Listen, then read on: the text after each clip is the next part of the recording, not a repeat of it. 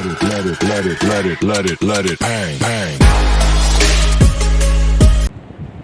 Next जो topic है हमारा that is what do you mean by central bank and what is the difference between central bank versus commercial bank. ठीक है, इन दोनों में difference क्या है। देखिए इसका जो मीनिंग है ना वो 1 मार्क में आता है, वो मीनिंग को आपको यहीं से क्लियर हो जाएगा। ठीक है, पहले हम इन दोनों के डिफरेंस समझने की कोशिश करेंगे। जब भी आपने इन दोनों में से डिफरेंस समझना है ना तो बस आप ये समझिए कि एक स्कूल है, स्कूल के प्रिंसिपल में और टीचर्स में जो डिफरेंस है वही जो डिफरेंस रहेगा वो central bank and commercial bank में रहेगा। इस क्वेश्चन को समझने के लिए हम एक्टिविटी करेंगे और इस एक्टिविटी में जो सेंट्रल बैंक को हम मतलब कंसिडर करेंगे एज अ प्रिंसिपल। ठीक है, और यहाँ पे हम इसको कंसिडर करेंगे एज अ टीचर, जो स्कूल के बेसिक नॉर्मल टीचर है। ठीक है, तो बस ये पूरा सिस्टम आपको क्वेश्चन क्लियर हो जाएगा। देखिए सबसे पहले तो इसका सेंट्रल बैंक का हमारे पास मीनिंग क्या होना चाहिए। इसका मीनिंग क्या आता है, ये एक एपेक्स बैंक होती है। एपेक्स बैंक क्या होती है, जो एक रिस्पॉन्सिबल है। ठीक है, पूरे देश में जो मॉनेटरी सिस्टम चल रहा है, जो बैंकिंग सिस्टम चल रहा है, वो किस लिहाज से चल रहा है, वो सारी की जिम्मेवारी सेंट्रल बैंक की होती है। जैसे कि स्कूल में क्या चल रहा है, कौन सी एक्टिविटीज़ हो रही है, रिजल्ट कैसा आ रहा है, कितनी एडमिशन आ रही है, कितने बच्चे जा रहे हैं, कितने फंक्शंस हो रहे हैं, ट्रांसपोर्टेशन सिस्टम कैसा, सभी के लिए रिस्पॉन्सिबिलिटी प्रिंसिपल की होती है। सेम वैसे ही हमारे देश में मॉनेटरी सिस्टम से रिलेटेड क्या क्या कैसे कैसे क्या क्या सिस्टम चलता जा रहा है, उसकी पूरी की पूरी रिस्पॉन्सिबिलिटी सेंट्रल बैंक की होती है। सेम ये कमर्शियल बैंक क्या होता है। कमर्शियल बैंक के बेसिकली 2 काम होते हैं, हालांकि 2 से ज़्यादा काम भी करता है, लेकिन उन सभी काम को हम 2 कैटेगरी में डिवाइड कर सकते हैं।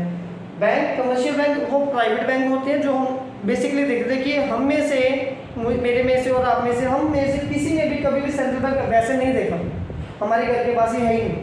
हमने जितने बैंक देखे हैं वो सभी कमर्शियल बैंक है।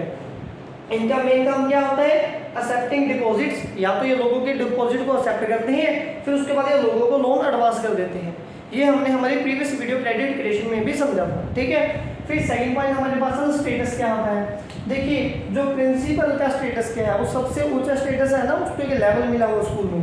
तो वैसे ही हमारे यहाँ पे क्या होता है कि ये जो सेंट्रल बैंक एपेक्स इंस्टीट्यूशन है बैंकिंग सिस्टम का, जो भी ये रूल रेगुलेशन बनाएगा, प्रिंसिपल रूल रेगुलेशन बनाएगा, वही रूल रेगुलेशन टीचर्स को फॉलो करना होगा। वैसे ही ये डायरेक्ट करता है कमर्शियल बैंक्स को, पॉलिसीज बना के देता, फ्रेम करके देता और ये उनको फॉलो करता है। क्लियर है। चलिए अब हम आते हैं हमारे कमर्शियल बैंक की तरफ। अगर किसी ने पॉलिसीज को बनाया है, फ्रेम किया, तो टीचर्स क्या करते हैं, फॉलो करते हैं। सेम वैसे ही तो कमर्शियल बैंक क्या करेगा, ये ऑपरेट्स करेगा अंडर सेंट्रल बैंक। टाइम पे जो ये इंस्ट्रक्शन को पास करता जाएगा, ये उनको फॉलो करता जाएगा, या प्यार से या जबरदस्ती। ठीक है, थर्ड पॉइंट आते हैं ओनरशिप की।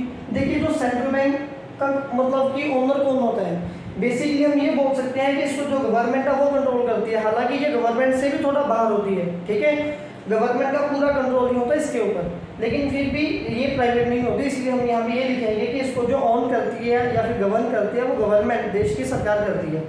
और ये जो कमर्शियल बैंक्स होते हैं, कुछ गवर्नमेंट बैंक है तो कुछ प्राइवेट बैंक है, तो इनको ये दोनों लोग मतलब कि रन कर लेते हैं, सरकार भी और प्राइवेट लोग भी।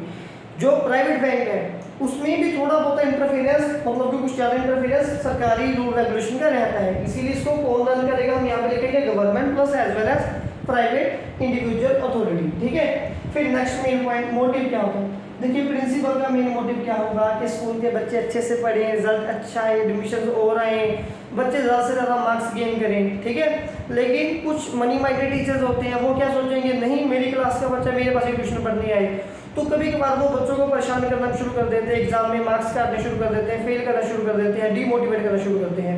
तो ये दोनों की जो आइडियोलॉजीज है ना, मोटिव में बहुत बड़ा डिफरेंस है। ये सोचेगा कि स्कूल का वेलफेयर कैसे करना है, ये सोचेगा कि मेरे पर्सनल ग्रोथ कैसे करनी है।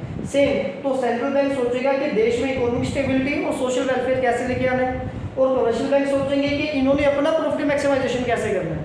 ठीक है, नेक्स्ट है डील्स विद प्रिंसिपल, जैसे बच्चों के साथ डील नहीं करते।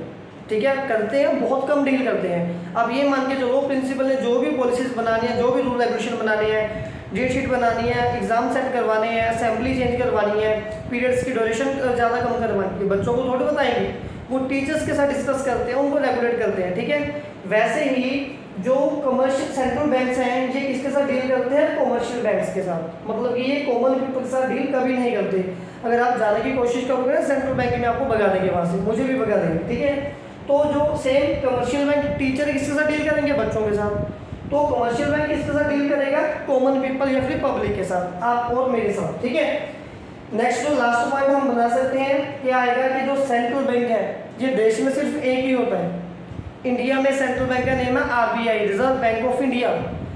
जो लोग स्टेट बैंक ऑफ इंडिया मानते हैं उनको प्रणाम है, ठीक है जी। तो मतलब कि दुनिया में सिर्फ एक ही सेंट्रल बैंक होता है हर एक देश में, इंडिया में है RBI।